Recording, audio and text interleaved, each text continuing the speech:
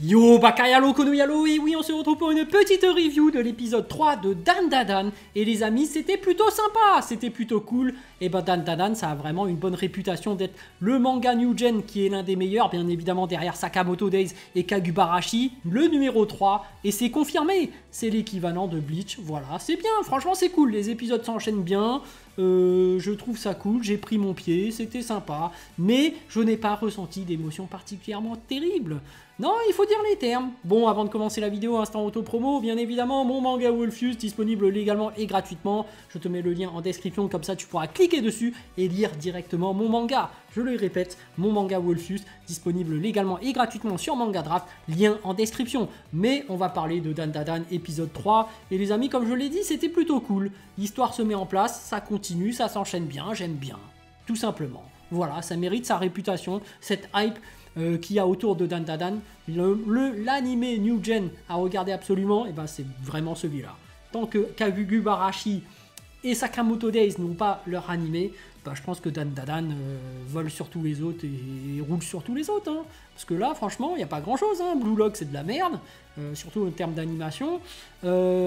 Uzumaki, c'était la grosse hype que j'ai adorée, mais voilà, ça va bientôt se terminer. En plus, là, sur le dernier épisode, l'épisode 3, là, j'ai pas trop kiffé. Hein. Bref, ils ont moins mis l'ambiance, je sais pas. Bref, on va parler de Dandadan, hein, qui me rappelle beaucoup Jujutsu Kaisen, hein, un peu. Hein. L'extension de territoire, dès qu'il y a un fléau dans le territoire, tu auras des difficultés à le battre. Là, on te sort un peu cette histoire-là. C'est-à-dire qu'il y a une histoire de territoire. Mais bon, avant d'arriver à là, introduction du personnage qui n'est autre que la grand-mère d'Ayase. Et c'était plutôt sympa. Déjà, on voit que c'est une médium qui fait de la prédiction, mais en fait, elle est éclatée au sol. Elle dit, ouais, le mec, en fait, il est marié. Non, non, il n'est pas marié, ça se voit en plus. Ah oui, bah en fait, il fait ça. Non, non, non, c'est pas ça. Et son plat préféré, c'est les currys. Non, non, non, c'est pas le curry, c'est les ramen. Elle a faux sur toute la ligne, c'est drôle parce qu'en fait son pouvoir de médium, tu te doutes bien que c'est pour affronter des fléaux, des monstres, des esprits, mais au final quand il s'agit de prédire l'avenir des trucs bateaux d'humains, elle n'y arrive pas, parce qu'on sait très bien que les médiums qui font de la prédiction, très souvent c'est des tours de passe-passe. C'est-à-dire qu'ils ont étudié la personne avant, ensuite ils te font une prédiction en fonction de ce qu'elle a lu et des informations qu'elle a sur la personne. Ou parfois c'est un complice, bref, il y a toujours une entourloupe. Toi-même tu sais que le monde de la magie, ça se passe plutôt comme ça. Mais bon, elle veut te faire passer pour quelqu'un de vraiment compétente en termes de prédiction. En fait non. Mais il n'empêche que ça n'en reste pas moins une médium d'exception.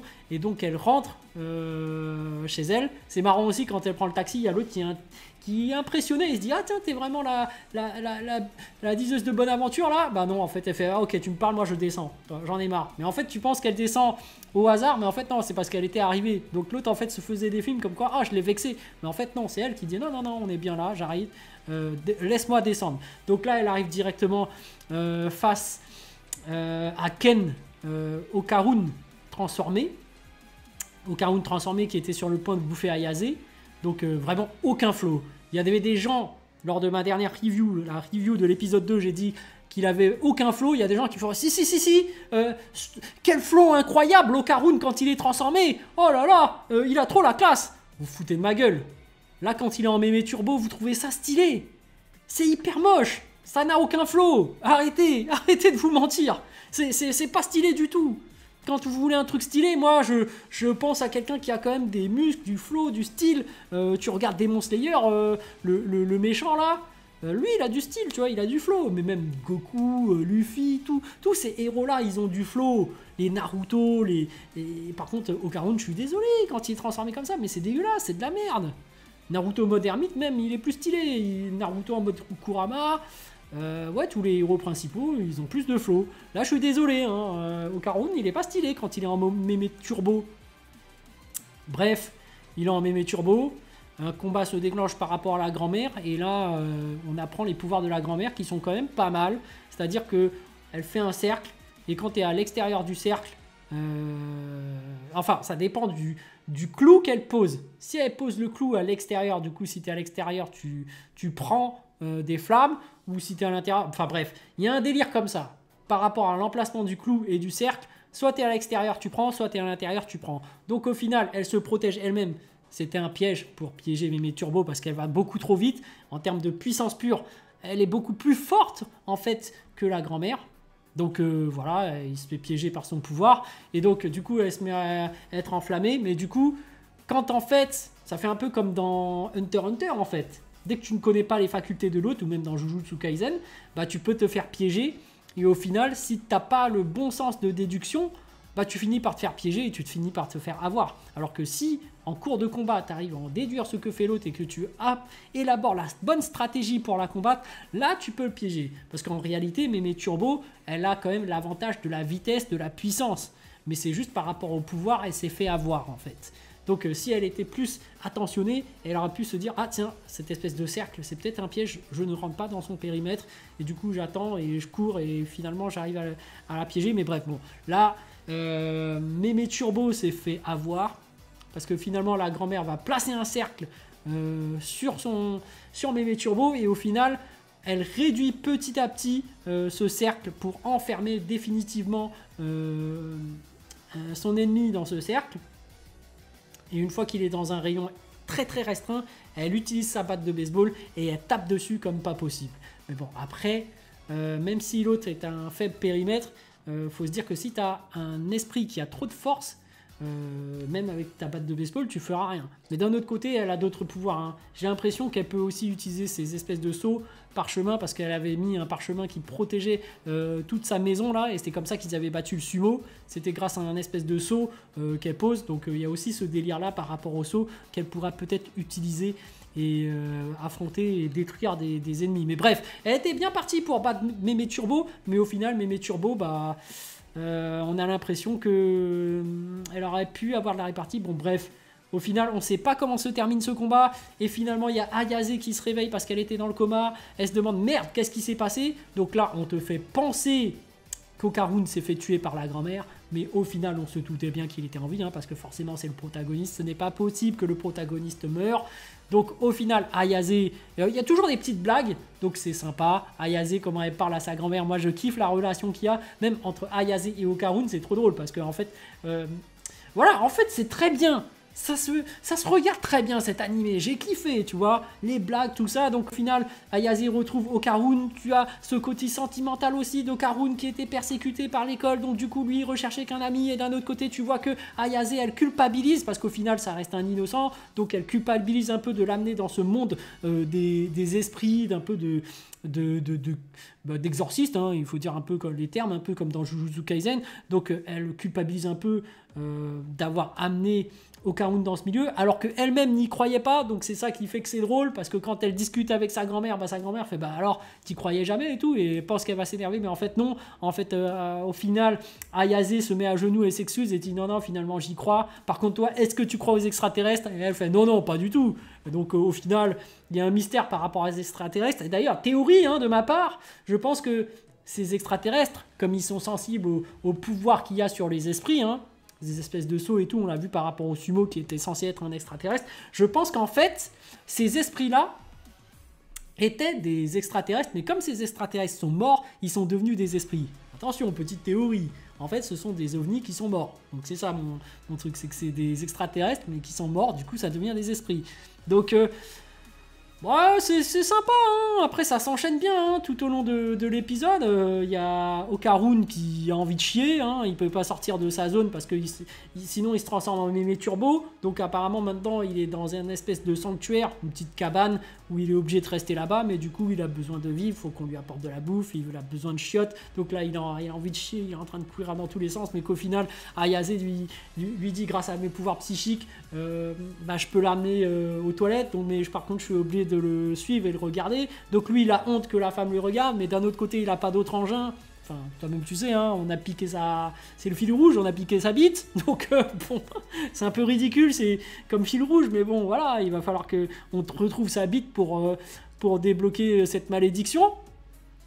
Pourquoi pas? Tu vois, c'est drôle en fait. C'est marrant, ça se regarde, ça s'enchaîne très bien, mais voilà, je ne sens pas de tension, c'est pas dramatique, c'est...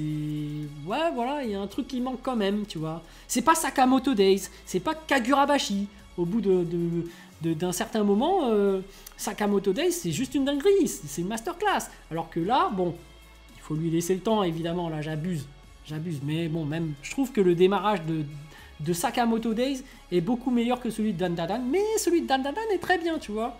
C'est un peu comme si je regardais Dragon Ball, c'est-à-dire que c'est sympa le début de Dragon Ball, tu vois. C'est bon enfant, c'est de l'aventure, c'est l'humeur, là, la bonne humeur, tu vois. Là, c'est un peu pareil, tu découvres un monde, c'est sympa, il y a de l'humour et tout. Par contre, la fin de Dragon Ball, dès que, tu vois, il commence à y avoir Piccolo Daimao qui arrive, tu vois, la tension arriver, là, c'est le moment où c'est génial. Et Dragon Ball Z, bah, c'est sensationnel, c'est vraiment le moment ultime. Mais là, tu vois, Dandadan aussi, j'ai l'impression que ça va prendre cette orientation-là, c'est-à-dire que le début, c'est plutôt bon enfant, mais même Sakamoto Days, hein, en fait. Le début, il joue toujours sur le bon côté sympa, et puis au bout d'un moment, boum, ça commence à démarrer, et là, tu fais « Waouh !»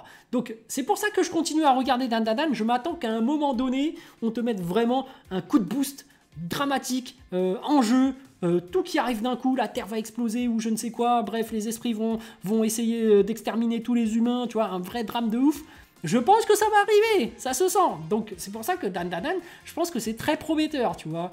J'ai quand même envie de voir la suite. Surtout que si les ovnis débarquent, bon, on va voir c'est quoi leur truc. Hein. Imagine, ils piquent une banane et qu'en fait, ils arrivent à procréer et qu'en fait, c'est une invasion alien.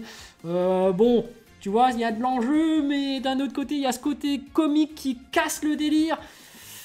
Tu vois, je suis pas si fan que ça de ce genre de blague, tu vois. Mais bref. Après, on va voir l'orientation que ça va prendre, Dandadan. Mais pour l'instant, c'est plutôt pas mal. Ça s'enchaîne très bien. Bon, bah, l'épisode, finalement, Okarun finit par chier. Et il y a un moment d'inattention de la part d'Ayase. Et finalement, il y a Meme Turbo qui prend le contrôle. Donc, elle a essayé de tuer plus ou moins la grand-mère. Et en même temps de tuer Ayase. Et en même temps de tuer Okarun. Mais elle n'y est pas arrivée. Mais n'empêche qu'ils sont en sang. Vraiment, Meme Turbo, elle est vraiment puissante. Hein. Elle leur a mis un genjutsu, je sais pas d'où ça sort ça, mais d'un coup comme ça, elle est apparue avec sa grosse tête. Oh putain, qu'est-ce que c'est que ça? C'est quoi ses pouvoirs en fait? Moi je croyais que Meme Turbo là, elle était juste rapide. Non, en fait, elle peut te mettre des genjutsu, elle peut te mettre des illusions comme ça, elle apparaît en gros et après tu te mets à saigner dans tous les sens. Tu fais oh putain. En plus, elle a réussi à jarter le sceau protecteur des lieux.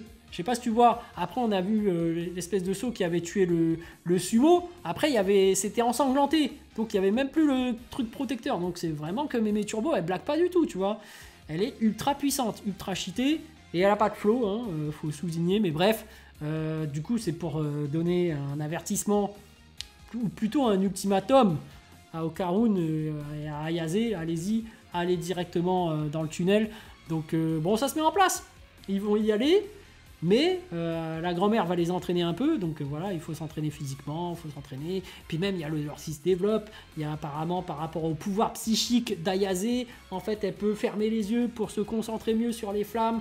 Donc en fait, elle peut contrôler ces éléments-là. Enfin bref, il y a toute une explication que j'ai pas totalement compris et qui va certainement être développée par la suite parce que justement, ils nous disent pas totalement tout. Parce que on a vu que lors du premier épisode, qu'il y avait une concentration de cette énergie psychique au niveau de son ventre et qu'en fait maintenant, eh ben, son pouvoir est limité parce que en fait, elle avait déclenché à ce moment-là, mais du coup, ça s'est refermé. On ne sait pas pourquoi. Peut-être que c'est la malédiction même de Meme Turbo qui l'empêche d'utiliser tous ses pouvoirs, à moins que ce soit autre chose. Mais bref, il va falloir qu'elle contrôle tous ses pouvoirs pour réutiliser tous ses pouvoirs. Bref, un univers passionnant. Moi, j'attends de voir la suite. Il y a certainement d'autres explications qui vont venir.